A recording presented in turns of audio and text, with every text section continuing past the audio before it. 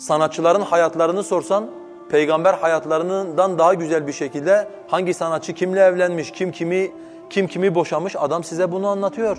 Ama peygamberin davetine kulağını kapatmış. Allah'ın kitabına kulağını kapatmış. Allah bu adama hidayet etmeyecek tabii ki.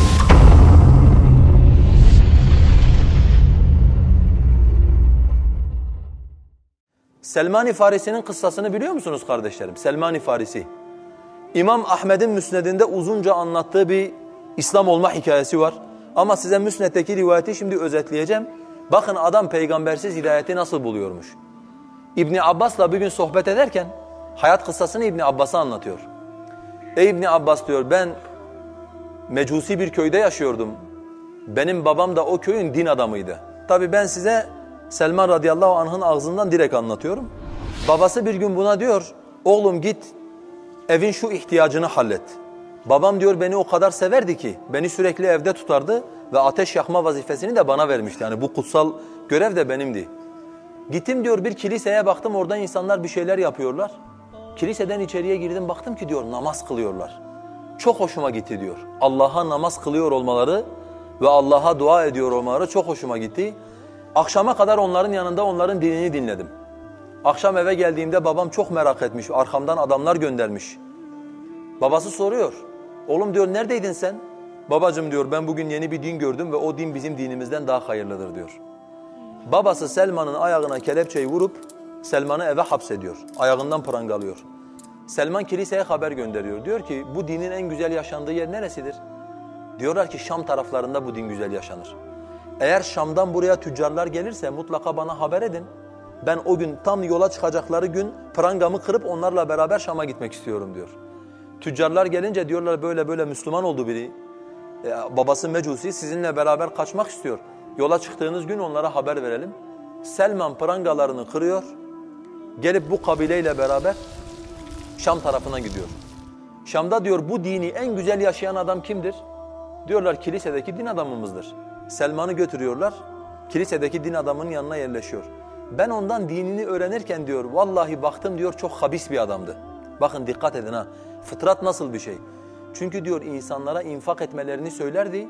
İnsanların getirdiği malları fakirlere dağıtmaz. Kendi bir özel hazinesi vardı. Kendi özel hazinesinde bu paraları biriktirirdi diyor.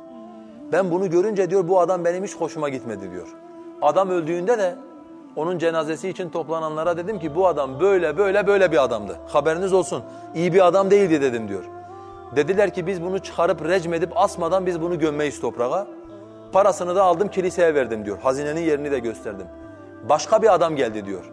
Ben onun kadar Allah'a güzel kulluk eden, onun kadar iyi bir insan görmedim. Onun yanında kaldığım dinimi öğrendim diyor.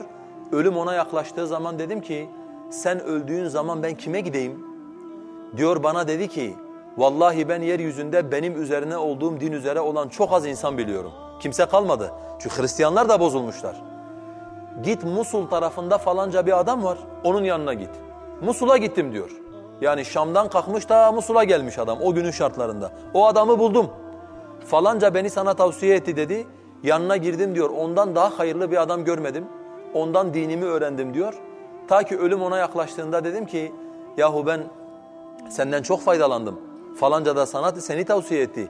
Senin bana tavsiye edeceğin kimse var mı? Dedim. Evet dedi. Git falanca yerde benim bir arkadaşım var onun yanına. Ona gittim. Aynısını anlatıyor. O da ölecekken ona sordum. Ummuriye taraflarında, Filistin taraflarında bir adam var onun yanına git dedi. En son diyor geldim onun yanına. Ona da hizmet ettim. Ondan dinimi öğrendim. Öleceği zaman dedim ki bana birini söyle. Dedi ki ben bugün üzerinde olduğum din üzere olan hiç kimseyi tanımıyorum. Yani sana tavsiye edecek hiç kimseyi bilmiyorum dedi. Ama o son çıkacak bir peygamber var dedi. Arap beldesinde çıkacak. O peygamberin çıkışının yakın olduğuna inanıyorum. Önce kuru kurak bir yerde çıkacak. Sonra bir tarafı sulak bir tarafı hurma olan başka bir memlekete göç edecek dedi. Ben diyor o günden sonra Arap bölgesine giden herkese beni oraya götürür müsünüz diye sormaya başladım. En son diyor bir kabileyi buldum. Dediler tamam seni götürürüz. Size hizmet ederim diyor dedim. Yani ben işlerinizi yapayım. Beni oraya götürün. Yolda diyor beni bağladılar sattılar. Yani hain adamlar. Köle diye beni bir Yahudi'ye sattılar diyor. Yahudi beni aldı bir mıntıkaya getirdi. Sürekli diyor soruşturuyorum. bir peygamber çıkmış mı, bir peygamber çıkmış mı?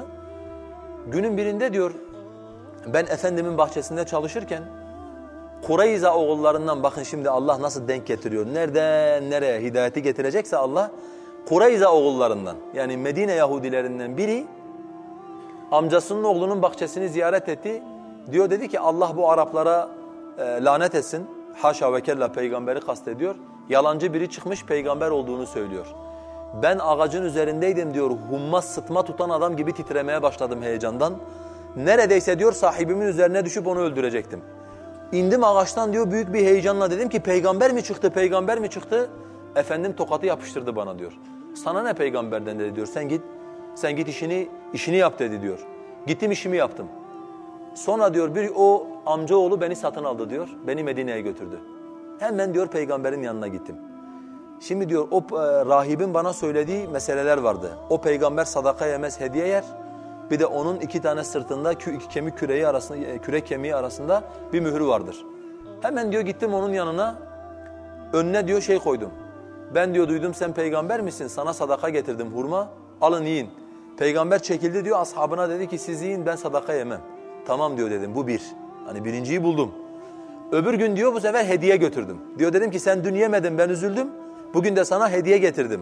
Aldı önüne diyor, başladı ondan yemeye ve ashabına da yedirdi. Diyor dedim bu da ikinciyi de bulduk. 3. gün gittim diyor, bir kuyunun başında oturmuş. Arkaya diyor bir yere sotaya yattım. Bekliyorum ki ya beli açılır ya sırtından ridayı atar. Hani sırtını görürüm diye. Allah Resulü beni görünce diyor, benim onun sırtını izlediğimi anladı diyor, ridasını yere attı. Yani ben onun şeyini göreyim diye, sırtını göreyim diye. Koştum gittim onun mübarek cesedine yapıştım, öptüm diyor. Sen Allah'ın Resulüsün, ben sana iman ettim diyor. Sonra diyor tabii ben köleyim. Çalışıyorum, Müslümanların da imkanı yok onu kurtarmak için. Bedir Savaşı'na katılamadım, Uhud Savaşı'na katılamadım.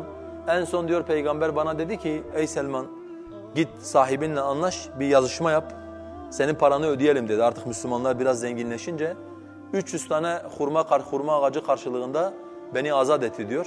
Müslümanların her biri bir fide verdi. 300 taneyi tamamladık, götürdük, diktik. Ondan sonra diyor ben azat oldum. Şimdi kardeşlerim, Allah böyle bir adama hidayet etmesin ne etsin? Siz söyleyin. Adil olan, merhametli olan Allah hidayeti bulmak için bu kadar çile çekmiş bir adama hidayet etmesin ne etsin? Şurada 2 sokak ötede adam diyor ki Halis Hoca'ya söyleyin. Pazar günü saat 9'da ders çok erken. Zaten bir pazarımız var. Şu dersi ya 12'ye alsın ya da akşama alsın. Şimdi bu adam sapıtsa adamın hakkı değil midir? Yani hidayet adamın ayağına kadar gelmiş. Adam saat 9-10 hesabı yapıyor. Öbür tarafta adam dünyanın 4 bir tarafını gezmiş. Sırf hakkın ışığını görmüş, tamamını da görmemiş. O ışığını gördüğüm hakka erişirim ümidiyle adam dünyanın 4 bir tarafını gezmiş. Elbette ki Allah böyle adama hidayet edecek. Elbette ki adam Kur'an adama ulaşmış. Peygamberin daveti adama ulaşmış. Adam film izliyor. Adam dizi izliyor. Adam futbol maçı izliyor. Sanatçıların hayatlarını sorsan peygamber hayatlarından daha güzel bir şekilde hangi sanatçı kimle evlenmiş, kim kimi boşamış adam size bunu anlatıyor. Futbolcuların isimlerini, kim kime ne kadara transfer olmuş, kendi ödemeleri, çekleri gibi futbol takımlarının ekonomik meselelerini biliyor. Ama peygamberin davetine kulağını kapatmış. Allah'ın kitabına kulağını kapatmış. Allah bu adama hidayet etmeyecek tabii ki. Ve Allah'ın hidayet etmemesi de Allah'ın adaletidir. Yani bu kadar uğraşıp da hidayet bulan adamla akşama kadar magazin seyreden, akşama kadar dizi seyreden bir adam hidayet bulmuş olsa Selman demeyecek mi ya Rabbi ben de babamın evinde oturaydım.